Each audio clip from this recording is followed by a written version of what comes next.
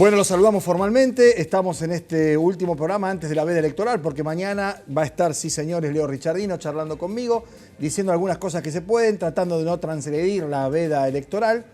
Eso de la veda es como el tema de no ir a votar, ¿no? Yo no conozco a nadie que lo hayan multado ni nada por no ir a votar. No quiero decir con esto que no vaya a votar, ni mucho menos, al contrario, creo que hay que ir a votar. El delgado límite de la veda, si la veda sí o la veda no, si se habla, si se... Yo entiendo que no se puede dar encuesta, no se puede entrevistar a candidatos, pero seguimos viviendo. Mañana el riesgo país, hoy está en más de 1000. Si uno habla del riesgo país, ¿qué quiere decir? ¿Que uno hace campaña opositora? No, está contando lo que ocurre. Cuando entraba al estudio, el de Biasi bueno, porque tenemos dos de Biasi acá, es como el colesterol, vieron que hay uno bueno y uno malo.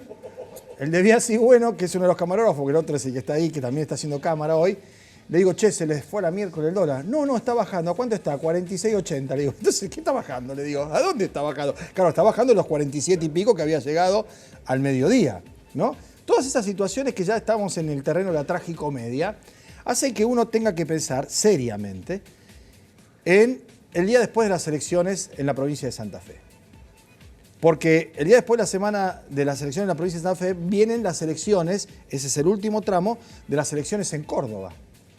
Entonces, y como dicen las encuestas, en Santa Fe, en el mejor de los casos, Corral llega arañando los 20 puntos, en el mejor de los casos. Hay un 80% de voto de rechazo. De hecho, la ponderación de la imagen presidencial, en Rosario particularmente, está por encima del 80%, la imagen negativa. Y en Córdoba, donde va a ganar Schiaretti, y donde la disputa entre los radicales que no se suma, porque no es de Cambiemos, y donde no hay dirigente del PRO, la Coneja Baldassi va a estar dirigiendo un partido de soltero contra casado, ese domingo en vez de ser candidato a gobernador, porque es el árbitro que se inventó como candidato, también le va a dar al presidente, el lunes de la semana que viene, de ahora, lo que estamos contando de Santa Fe, y el otro, una suma que da cuenta que en un tercio del país, porque Santa Fe, provincia, Córdoba, más las 6 elecciones en las que Cambiemos perdió en todas las provincias, es más de la tercera parte del padrón. Como un candidato que además está ejerciendo el Poder Ejecutivo, arranca una campaña para su reelección si en un tercio del país ya sabe que la gran mayoría de sus votantes le ha dado la espalda. Y esto es lo que se percibe en el exterior. No la posibilidad, que ciertamente puede serlo, que vuelva a ser presidenta Cristina Kirchner, o que sea Lavagna, o que sea Axel Kicillof, o que sea Felipe Solá. Lo que espanta es lo que está ocurriendo y la perspectiva de un final sin luz, cuando el camino llega y una tranquera, ¿no?, que dice callejón sin salida. Porque Macri quiere hacernos creer, y no le sale, al punto que está suspendido entrevistas en las que pretendía por allí apoyar a algún candidato, nos quiere hacer creer que el problema es lo que va a venir, no lo que está pasando. Porque ya a esta altura, 3 años y medio largos, después de todo lo que se dijo y lo que se vociferó, del mejor equipo del mundo, de que la inflación era una boludez, que se arreglaba fácilmente, ahora, y entonces, quiero decir, ese es el riesgo país. Los 1000 pico de puntos, que no es un ranking, no es la temperatura, no es un pesaje, es plata eso, porque está relacionado con lo que hay que pagar de intereses por los bonos de la deuda argentina. O sea, es esto que pasa, no lo que puede llegar a pasar. Pero bueno, de eso vamos a hablar mañana seguramente con Richardino. Ahora vamos a aprovechar mejor el tiempo. Hacemos la primera pausa. Inmediatamente Roberto Zuckerman, candidato del peronismo, porque creo que el 3% lo pasa, ¿no? Sí, dice que sí. 1,5%, tranquilo. Con Roberto Zuckerman, único candidato del peronismo. Por eso sacamos lo de precandidato. Ya venimos.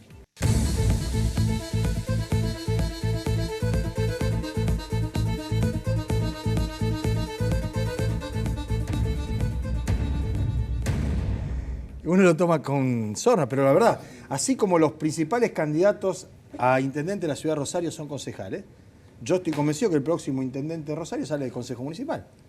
Así va a ser. Bueno, vos, Pablo, Verónica, Roy, Monteverde, todos concejales. Boazo pasó 20 años en el Consejo, pero ya. Pero digo, esa lógica se da en el tema de los candidatos a gobernador, son todos bocha, todos pelados.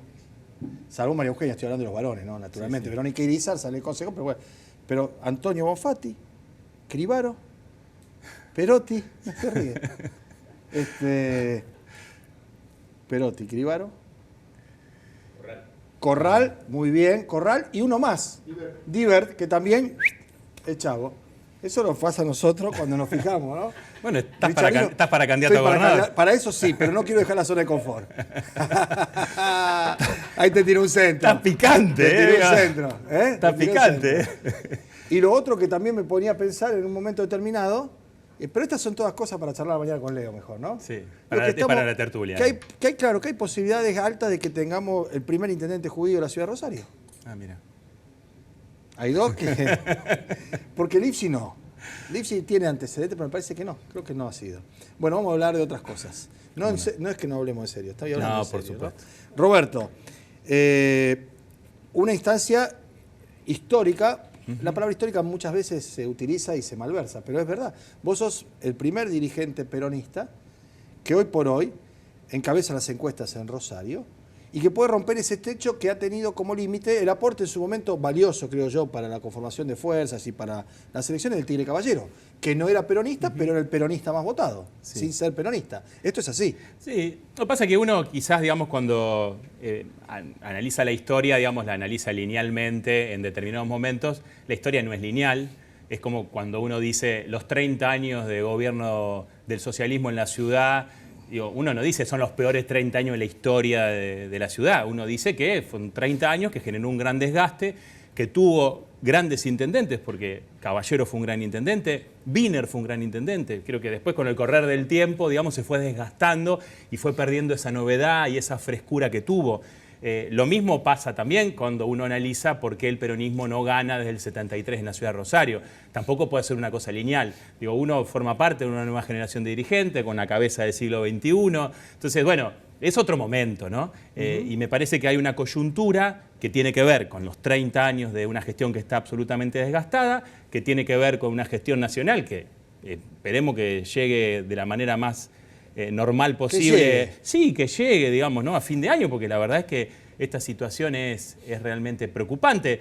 Y lo digo en concreto, deja el dólar, el riesgo país. Vas a las escuelas y las maestras te dicen que los chicos la única comida caliente que comen en muchos casos es la de la escuela. Escolar, y si no fuera por la solidaridad y por las organizaciones sociales que le dan de comer y hacen merenderos de manera solidaria y buscan donaciones, esto ya hubiese explotado. Y si no hubiese habido un tejido social que se reconstruyó en 12 años de Néstor y Cristina, esto hubiese explotado. ¿Qué es la gran diferencia con el 2012, creo yo? Llegamos con resto a esta situación. Absolutamente. Porque había un país desendeudado, con mayores nivel de ocupación, con mayor equidad en la distribución del ingreso, y entonces había un colchón para que se sobrellevaran 3 años y medio y lleguemos a esta instancia ahora, ¿no? Sí, y lo mismo te pasa que hoy tenés migraciones internas dentro de la misma ciudad.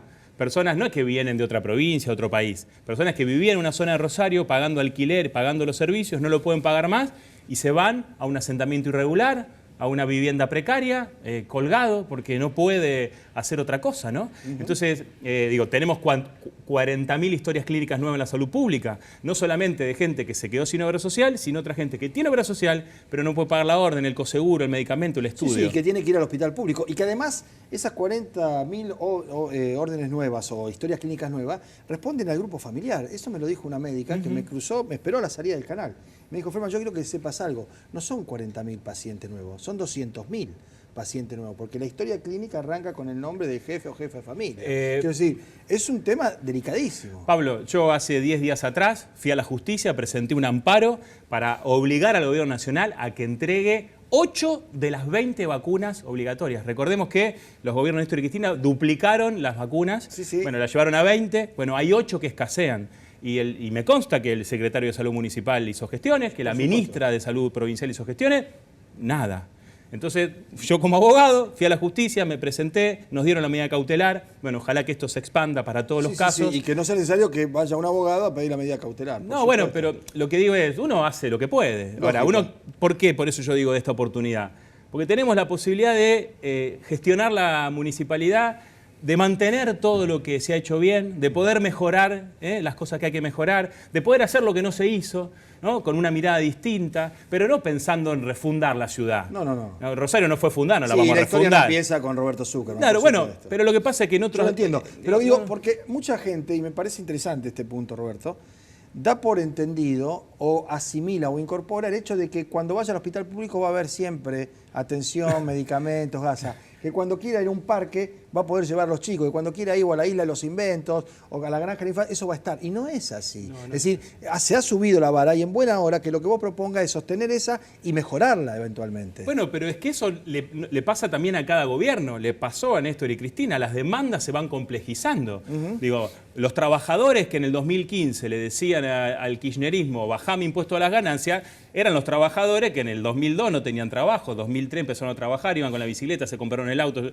Digo, esa movilidad social ascendente... Después quería paritaria, después no pagar ganancias. Claro. Ahora... Bueno, pero lo que digo es, la sociedad no se tiene por qué acostumbrar. Hay que empoderar a la sociedad para que reclame. Y nosotros lo que queremos hacer es eso. Yo hoy veo que hay una gestión que termina siendo delegada del gobierno de la provincia. Y a Fein la eligieron para defender los intereses de los rosarinos y defender a cada rosarino y rosarina. No puede ser que la intendenta se indigne por las declaraciones de una política a nivel nacional y no se indigne por las muertes, o no se indigne por las balaceras, o no se indigne por el narcotráfico, digamos, ¿no? Entonces, yo lo que quiero es recuperar un liderazgo en la ciudad, pero no personal o individual, sino que sea un liderazgo colectivo. Hay que volver a reconstituir el tejido social, hay que trabajar con las instituciones y hay que escuchar a todos, Pablo. Mirá, yo estoy convencido que hay proyectos buenos de distintos sectores políticos y esos sectores políticos tienen que aportar a la ciudad. Y uno no tiene que robar a los proyectos, ¿eh? Lo que tiene que hacer es decir, mira, esto se le ocurrió a este, claro, se le ocurrió al otro, vamos juntos, gracias a él vamos a hacer esto. Porque aparte, yo lo que digo es lo siguiente, la mejor historia del peronismo, digo, Perón cuando asume en el 43 la Secretaría de Trabajo y Provisión, que crea su secretaría, ¿qué toma proyectos? De anarquista, comunista, socialista, las leyes sociales son de radicales. Bueno, entonces, no tenía los votos, bueno, por supuesto. Y la llevó adelante. ¿Qué hizo también en muchos casos el kirchnerismo? Lo mismo, tomó reivindicaciones de distintos sectores y dijo, las hacemos desde el Estado. Bueno, en definitiva eso tiene que hacer un intendente. Tiene que escuchar a todos, tomar esas ideas y llevarlas a la práctica, aplicarlas, cumplirlas. Bueno, vamos a seguir charlando. Seguramente el domingo a la noche yo voy a estar en la transmisión del canal. ¿Vos estarás en dónde? Vamos a estar en el Complejo Cultural Atlas. Bien, porque Perotti se queda en Rafaela, me dijo. Sí, entiendo que todos los candidatos... Cada uno se queda en su lugar. Sí, entiendo que los candidatos... Estará Rodenas probablemente, estará Bielsa eventualmente. Digo, no lo sé. En algún momento, el día siguiente, se da vuelta a la página y van todos juntos, ¿o no? Bueno, pero nosotros estamos convencidos que esto tiene que ser así. Digo, esta famosa frase del que gana conduce y pierde acompaña. Sí. Y yo lo que creo es que hay que ser buen ganador y buen perdedor, ¿no? Y me parece que las condiciones están dadas también a nivel provincial para que también recuperemos la para tratar de ser buen ganador. Claro, absolutamente. Gracias por venir, Roberto. No, hasta la próxima. Nos vamos a la pausa. Cuando volvamos, el candidato del Frente Progresista, también en la misma situación que Roberto Zuckerman, candidato único de este espacio político a la gobernación, Antonio Bonfatti. Ya venimos.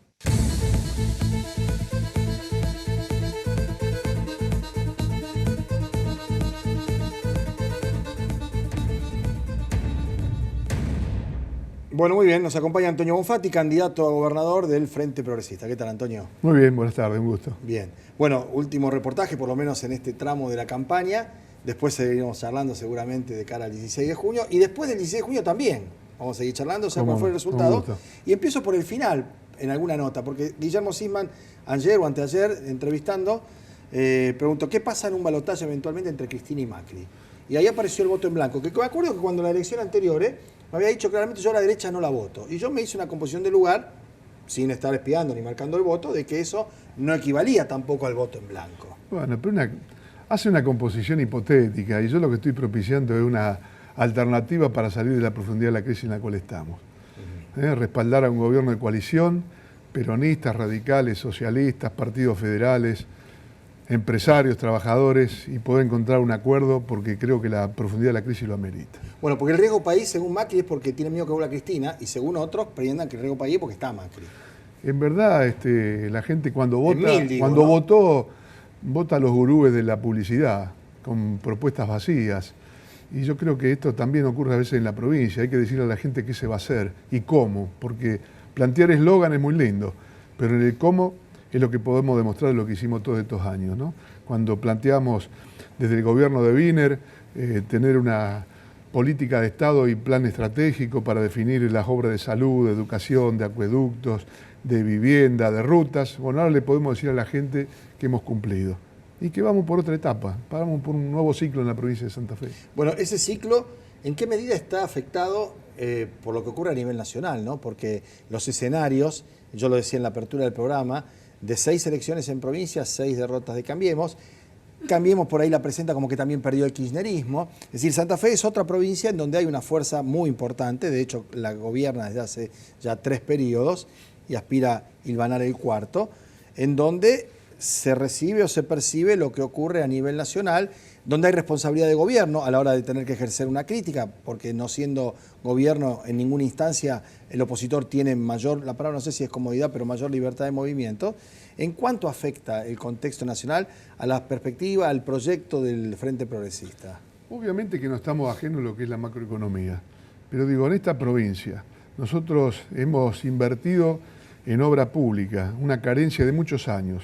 Si pensamos solamente salud, 22 manzanas y media si uno juntara todo el edificio en salud o 255 escuelas. Van a seguir la obra pública, por supuesto, pero tamaña magnitud de carencias implica que hoy ya suplido mucho de ello, vamos a poner mucho énfasis en el tema de la producción. Y cuando hablamos de producción decimos, el Estado en septiembre pensamos enviar a la legislatura un proyecto de presupuesto con 5.000 millones de pesos para subsidiar tasas. ¿A quién? A todo empresario, a todo innovador que aumente competitividad y genere trabajo. Emprendedores que precisan capital semilla, ligar el mundo científico con el mundo de la producción. ¿Con qué herramientas? Tenemos la corporación financiera, tenemos la ley de fideicomiso y tenemos la ley de fondo de garantías recíprocas. Con todo esto, más la economía social, que cada vez tiene más trascendencia en el mundo, a la cual hay que apoyar, porque también hay desplazamientos de la tecnología a otro tipo de actividad, el turismo, nosotros triplicamos el turismo en la provincia de Santa Fe, cuánto trabajo se ha generado, y el tema del hábitat. Entonces digo, con esto, nosotros estamos en condiciones, con el dinero de la provincia, como lo hemos demostrado estos años, porque no ha venido un centavo de nación. Desde el 2006, cuando Beit se planta y dice, nosotros no firmamos el pacto fiscal, viene, hace el juicio, se gana el juicio, empezamos a cobrar el 15% de atraso, tenemos pendiente 80.000 millones de pesos que no los contamos, porque si llegan a entrar, tenemos para multiplicar todo esto que estamos proponiendo para generar trabajo. Bueno, o van a dar más policía, digo, porque si Corral eventualmente fuera el gobernador de la provincia, él aceptaría que esa plata fuera pagada con uniformados. Vamos a definir nosotros qué hacemos con la plata. Te digo nosotros los santafesinos. Es más, yo tengo un proyecto de ley. Securitizar esa plata. Comprar bonos extranjeros, todo lo que dé algún dividendo, que pueden ser 5 o 6 mil millones de pesos por año, no tocar ese dinero por mucho tiempo, salvo que alguna condición amerita utilizar eso como un fondo anticíclico. Eso si sale por ley, tendrá consenso y se haga. O que los santafesinos podamos decidir en un determinado momento alguna inversión gigantesca. Pero nosotros podemos seguir guardando y cuidando los dineros públicos, que es lo que hemos cuidado durante todos estos años también, ¿no? Bueno, más de un vecino que nos está escuchando dice, ¿y por qué no abocar con decisión propia, no como cancelación de deuda, ese dinero al tema seguridad? Porque este es el punto, digamos, en donde se ha hecho eje desde la oposición a la gestión de los gobiernos sucesivos del Frente Progresista. Y objetivamente, más allá de la utilización que se haga, y después lo vamos a hablar eso también, objetivamente Santa Fe y Rosario en particular tiene indicadores que superan la media de ciudades de otras características o de características similares a la nuestra. ¿Cómo se sale de eso? Atravesada por 28 puertos de ultramar, atravesada por 2.500 kilómetros de rutas nacionales, yo le pido que controlen esto los gobiernos federales, una provincia en donde le hemos puesto el cuerpo al delito, las organizaciones más connotadas están presas, hemos modernizado la policía, hemos comprado las cámaras, el ojo, o sea, la central de análisis, pero seguimos atacando las consecuencias de un modelo tan injusto que genera que el 50% de los niños y los jóvenes están por debajo de la línea de pobreza, del 34% de los argentinos por debajo de la línea de pobreza. Digo, ¿qué expectativa le generamos a un joven que no estudia ni trabajo, a lo mejor no vio ni siquiera trabajar a su padre y a su madre, con una pobreza simbólica, que lo único que se ve él es con un arma en el bolsillo para sentirse que es más fuerte? Nosotros tenemos que atacar las causas, obviamente responder al ataque al delito, poner preso a las organizaciones como lo hemos hecho, seguir trabajando en ese sistema, golpear en la economía del delito que significa la incautación de los bienes, como tenemos en Santa Fe una ley, que estos que nos critican, que es lo único que hacen, porque no tienen una sola propuesta, no hay varita mágica, y menos con demagogia, y menos con oportunismo, pero no votan la ley de extinción del dominio a nivel nacional. ¿Por qué no se animan a hacer eso? Entonces digo, estas son las cosas que parecía tan simple de solucionarlo. Ataquemos las causas. Obviamente las consecuencias las vamos a seguir tratando de minimizar todo lo que se pueda. ¿Es otra provincia muy distinta, Santa Fe, ahora, de hace 8 años, cuando asumía la primera gobernación? Digo, sí. ¿En qué sentido para bien y en qué sentido para mal? Los cambios de la tecnología han impactado mucho, la pobreza ha crecido. Hoy lo que nos demanda el mundo es cómo seguimos agregando más valor, cómo seguimos agregando más conocimiento a las cosas. Y si no, si seguimos haciendo más de lo mismo, vamos a seguir mirando cómo los commodities se van por los puertos y los pueblos se van empobreciendo y la gente va migrando a las grandes ciudades, entonces después nos quejamos por los asentamientos.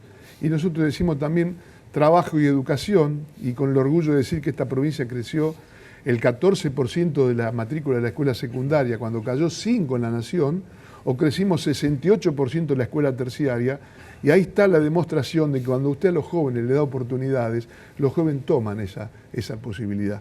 Tenemos 43.500 jóvenes que recuperamos con el vuelvo a estudiar a la matrícula secundaria. Tenemos 12.500 chicos que han hecho el curso de nueva oportunidad de capacitación en oficio. Ahora les digo, ¿y dónde aplican después eso?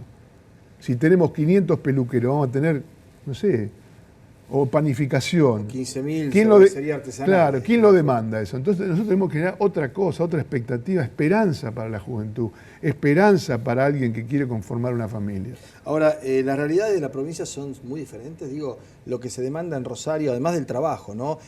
Situación, como hablábamos, algo recién complicada por la marginalidad, por la expulsión, por el crimen organizado también, porque de hecho eso ocurre acá. Es muy distinto al vecino. No tan organizado. ¿No tan organizado? No. Digo, acá no existen cárteles. Acá tampoco hay las grandes organizaciones. Acá hay disputas territoriales, lamentablemente, de las tercera o cuarta línea. Ayer estuvo el ministro Puyari y tercera o cuarta línea que han quedado. Hay grupos efectivamente vinculados a la narcocriminalidad que hacen lecturas políticas y golpean en un momento predeterminado para generar un impacto que vaya más allá de la defensa, entre comillas, de su economía del delito. Mire, no creo en las casualidades y en las causalidades. Ya han ocurrido cosas muy extrañas estos días. Pero digo, nosotros vamos a seguir poniéndole la cara y el cuerpo, como lo hicimos. Y cuando pateamos el hormiguero, las hormigas nos picaron, ¿no? Y cuando los jueces los condenaron, también fueron a tirotear a la casa de los jueces, de los fiscales, del Centro de Justicia Penal. Después de los 17 casos, 16 se esclarecieron. Entonces digo, vamos a seguir enfrentando el delito. Nosotros estamos con la gente. Eso iba a decir, ¿no? Porque también le preguntaba eso a Puyaro, ¿no? No me pareció que desde el gobierno nacional, en el caso de la ministra Bullrich, hubiera efectivamente una determinación bien clara de establecer niveles de responsabilidad, ¿no? Digo, cuando apareció lo de D'Alessio en torno y su vinculación con los monos, hace un par de días atrás la presencia de la diputada Elisa Carrió. Porque cuando se quiere ganar votos descalificando al otro y sin darse cuenta que este es un fenómeno complejo que requiere de la articulación de la nación, de la provincia, del municipio, de ponerle el hombro a tratar de encontrar un acuerdo para estas cosas, hacer mucha inteligencia. Si se quiere ser oportunista, digo, la gente tampoco es tonta y la gente, yo estimo que confía en lo que nosotros planteamos porque hemos tenido siempre palabra, no ha habido hechos de corrupción en Santa Fe y cuando dijimos lo que íbamos a hacer lo cumplimos. Yo le pido a los santafesinos que nos den un crédito más para iniciar un nuevo ciclo del cual estoy convencido que nosotros tampoco vamos a ver los resultados en un tiempo inmediato. Ajá. De plantear o de plantar un mojón para un nuevo ciclo requiere de un proceso de política de Estado, de un cambio de mentalidad del Estado, en primer lugar, del empresariado, de los tecnólogos. Nosotros tenemos que ir a una imbricación de los procesos en un proyecto que demorará 10 o 12 o 15 años, pero que estamos seguros que Santa Fe puede liderar un proceso de cambio en el país. Bueno, ese proceso de cambio en el país, suponemos nosotros, se podrá ver en tanto y en cuanto haya un programa, un proyecto, una construcción política alternativa. Y no estoy hablando necesariamente de una tercera alternativa, porque el peronismo dice, lo decía Luis Ruego esto, que no es kirchnerista, digamos, de paladar negro, sino que ya por prosapio y por historia es decía, esto de hablar de un tercer grupo no es fragmentar la oposición y ser funcional a la continuidad de un modelo claro, definido, que está haciendo lo que está haciendo con los resultados que se están viendo. Lo que sucede es que vamos a seguir en el blanco-negro. ¿Y no hay alguna cosa que hay que estar en el blanco-negro? No, yo creo que... Digo, el endeudamiento, los fondos buitre... Sí, pero en el blanco-negro tampoco vamos a salir, porque no va a haber consenso. Entonces hay que salir de eso. Y lo que hemos hecho en Santa Fe, fíjese, Pablo, el Frente Progresista tiene 25 años de existencia. 12 desde que gobernamos la provincia. Sí. Ahora somos 9 partidos, Pablo, 9. Y nos hemos puesto de acuerdo en los objetivos. Cuando usted ve los matices entre los partidos, sí hay diferencias, pero los objetivos son los de la gente.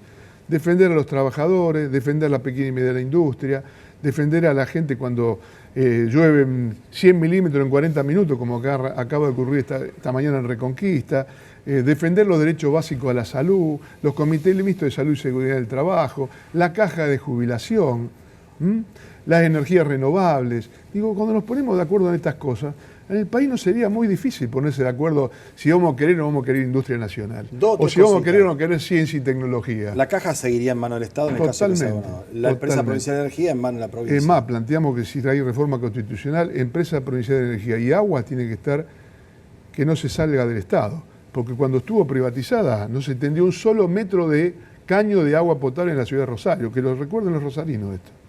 ¿Banco como entidad o agente financiero? Hoy tenemos los tres instrumentos al cual hice referencia. Banco, hay que pasar un caminito largo hasta que el Banco Central lo apruebe. Está iniciado el proceso en donde el gobernador mandó una ley. Bueno, habrá que tener estado parlamentario, tratarla, pero... Y leía el día pasado al colega Daniel Abba que se puede llegar a votar el tema de la reforma constitucional también, ¿no? En tema de consulta, ¿no? Sobre si corresponde o no. Esto es la consulta popular. La consulta, pero sí. Después el otro camino, tener los 2/3 de los votos de ambas cámaras. Claro. Y entonces, bueno, lo intentó Hermes, lo intenté yo, lo intentó Miguel.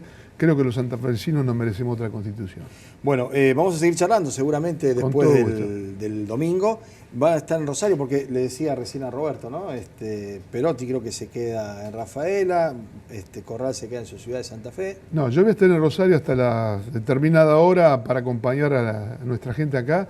Está peleada la como corresponde, acá, ¿no? Para sí, está ahí, pero como corresponde, creo que un candidato a gobernador tiene que ir a la capital. Digo, ¿preocupa el día después? No, para nada. ¿Por esa disputa que puede haber en Rosario, por ejemplo? Para nada, lo hemos demostrado en tantos años.